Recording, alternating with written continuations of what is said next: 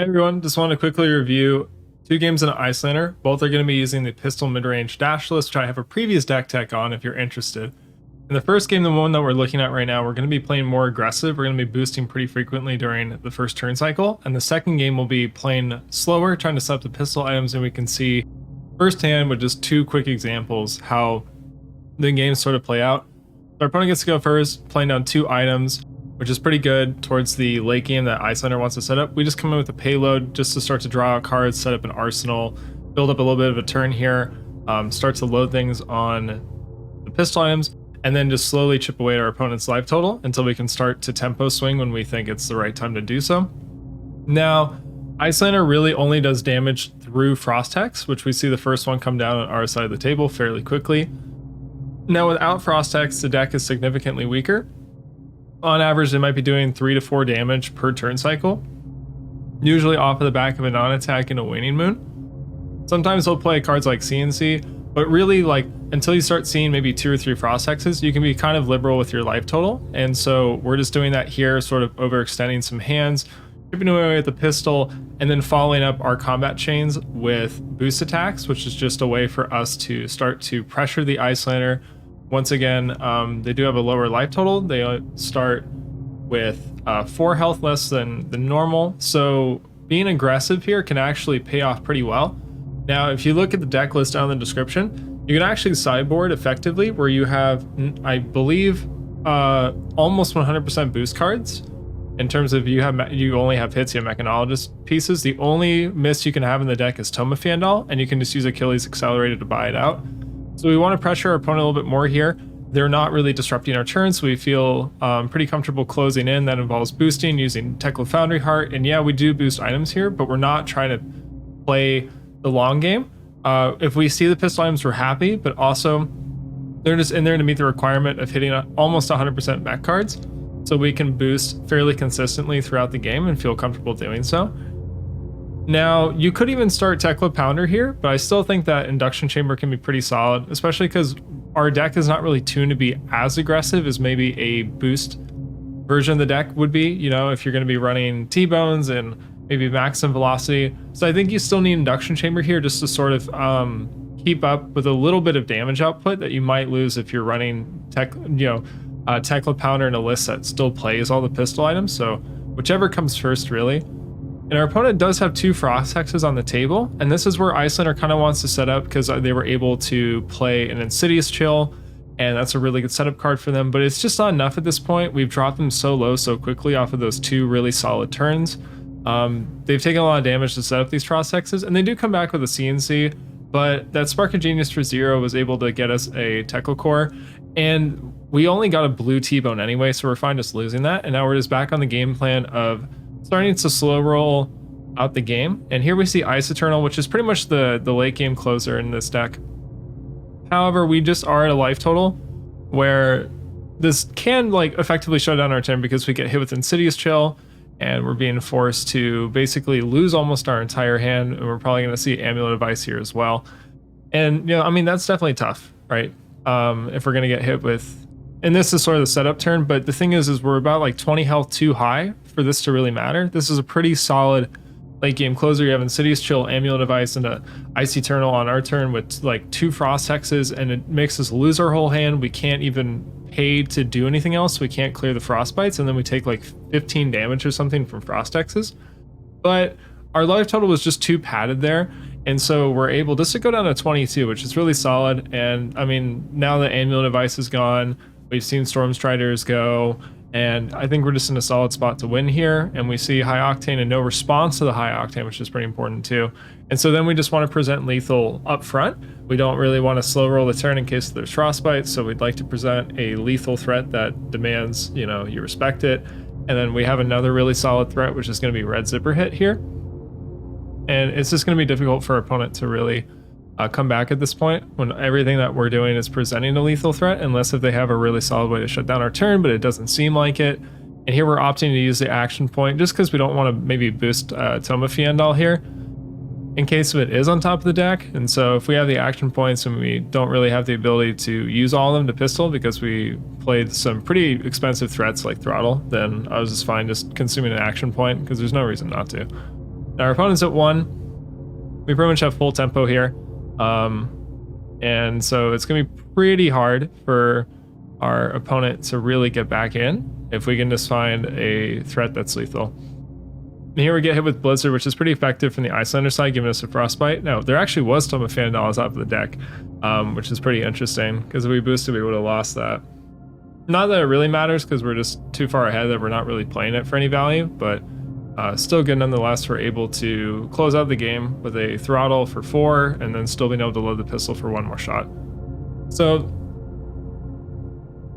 that was one quick example of playing with almost 100% boost cards and then trying to be aggressive in the early game. Just trying to boost as often as we can whenever we see an opening in its early game, and they give us maybe 1 Frostbite and 3 arcane damage, and then we can maybe present a lot more than them, and being at 36 life is pretty tough. Now this game we're intentionally not boosting as often, trying to establish the pistol items. Now they're able to set up pretty quickly here, setting up 1 Frost Hex immediately. We also do have a bit of an easy time setting up pistol items as well, though, as we're able to play both Teklovossen and Signal Jammer. And then after that, we're going to be playing Plasma Purifier.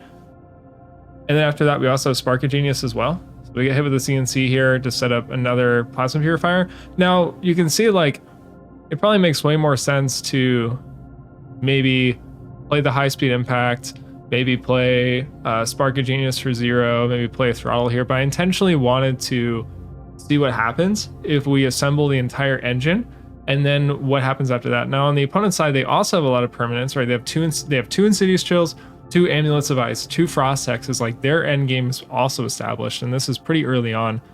And so you'll see here, we've established our engine, we've established our board state that we want. But the problem is stuff like this, right? We give our pistol a go again off induction chamber, and we get hit with hypothermia, right? And that's like really brutal, because that shuts off the go again. And then we get hit with sigil, right? Except hypothermia turns sigil online. So then all of a sudden now we got hit with 2 Insidious Chill triggers. So we have to lose 2 cards. Waning Moon is now threatening 3 damage, but also 3 Frostbites, which means it's threatening 9 damage between the 2 Frost Hexes.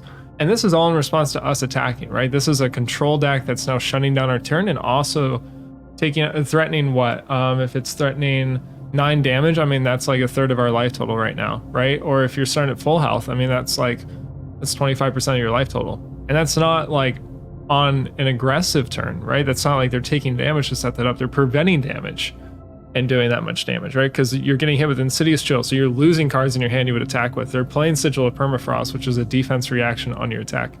So the problem is once we give Iyslander the priority window, loading all these pistols, they can just get shut down with Hypothermia, they can get shut down with Blizzard, they can get shut down with Channel Lake Frigid and Instant Speed, and we didn't really do anything, right? The difference in the boost version is that if we open up with Red Throttle, like, at least we presented a threat that they have to deal with. And they can play like Hypothermia, they can play Channel Lake if they want, but we still like did damage.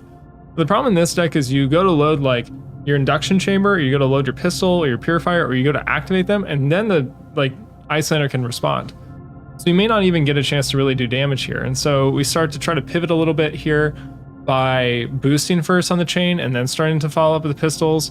And that's pretty effective too, because once again, you're presenting a threat first, but you can't do that first cycle, or you can't do that until you see all 4 items, right? Because then you run the risk of boosting them. So we're fine doing that now, but at this point, our opponent has all 3 Frost Hexes, they have Insidious Chills, Amulets of Ice. So the question is like, is it too late to really,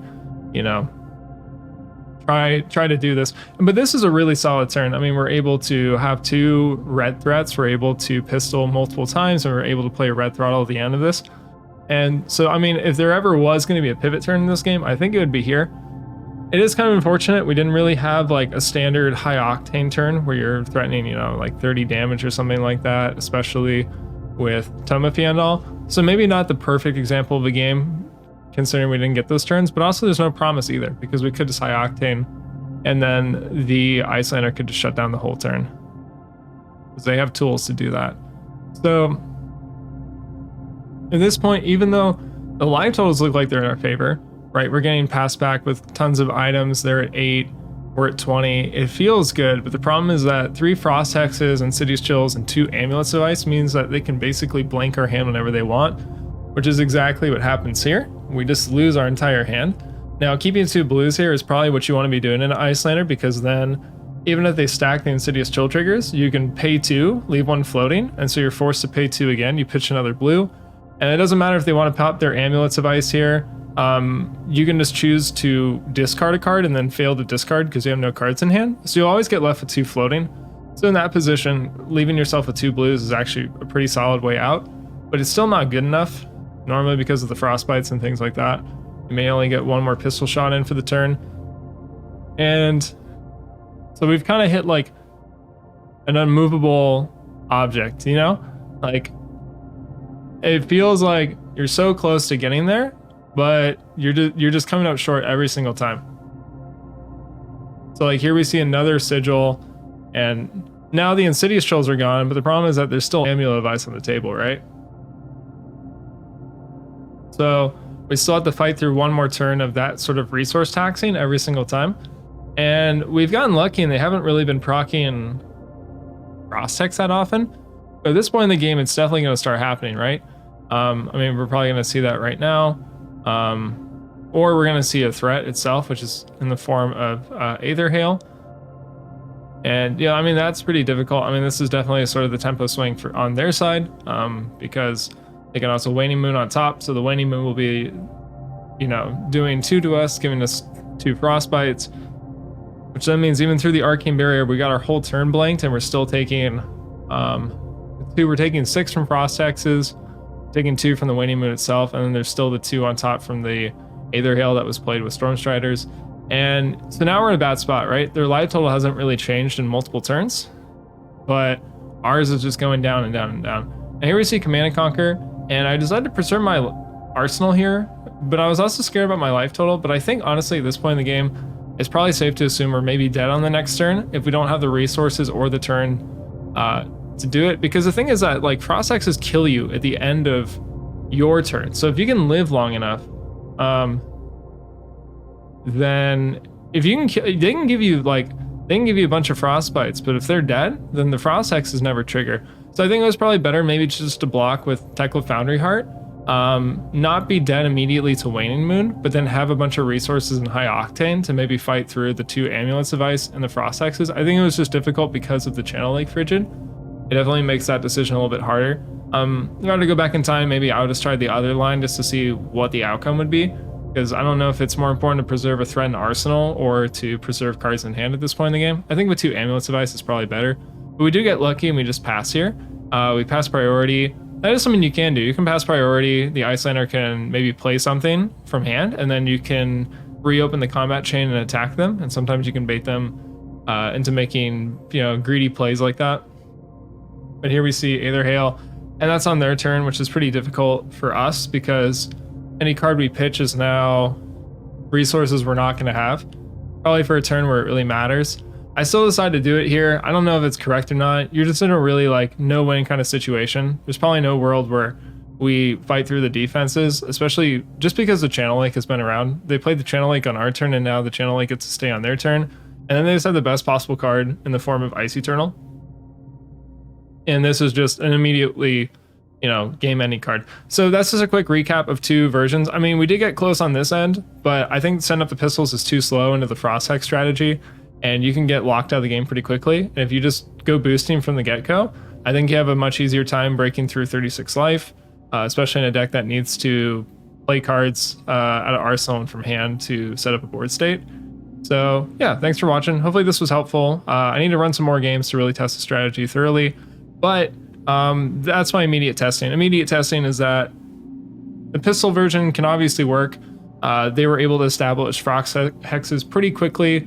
They had 2 amulets on the table in one go, 2 Insidious Chills that were charged up and ready to fire. So I don't know on what end of the table, you know, we got high rolled or not, but also like we got to establish our pistol arms pretty quickly too. So I think it's really fair to say that like, you know, it's uncommon or, you know, to expect the Iyslander player to not draw their Frost Hexes and for you to draw all your pistol arms really quickly. So I think between those 2 games, it feels like the boost version is the way to go, but we'll see. Thanks for watching.